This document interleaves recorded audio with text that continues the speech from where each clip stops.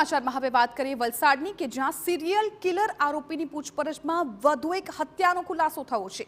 Police remand પર રહેલા આરોપીએ ડભોઈમાં કરેલી હત્યાની કબૂલાત કરી। 8 જૂનના રોજ ડભોઈમાં લૂંટના ઈરાદે એક અલ્પદ્રષ્ટિ યુવકની હત્યા કરી હતી।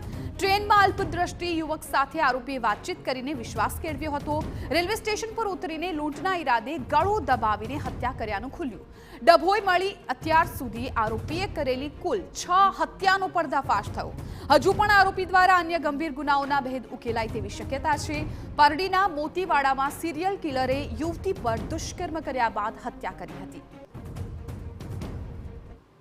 દિવ્યાંગ ડબ્બામાં સફર મુસાફરી કરતા એક અલ્પદ્રષ્ટિ યુવાનને જે વિઝ્યુઅલી ચેલેન્જ એવા વ્યક્તિ સાથે એણે વાતચીતમાં વિશ્વાસ કેળવ્યો હતો અને લૂંટ કરવાના ઈરાદે 3 રેલવે સ્ટેશન પછી એને ઉતારી લીધો હતો અને એની સાથે એની જોડે લઈ જઈને જે પેટ્રોલ પંપ છે એની બાજુમાં નવી બનતી બિલ્ડિંગની દિવાલ પાછળ લઈ જઈને એનું ગળું દબાવીને એની હત્યા કરી નાખી હતી સાંકળ જેવી વસ્તુથી, અને ત્યારબાદ એનો મોબાઈલ અને એના પૈસા લઈને એ લૂંટીને ફરાર થઈ ગયો હતો।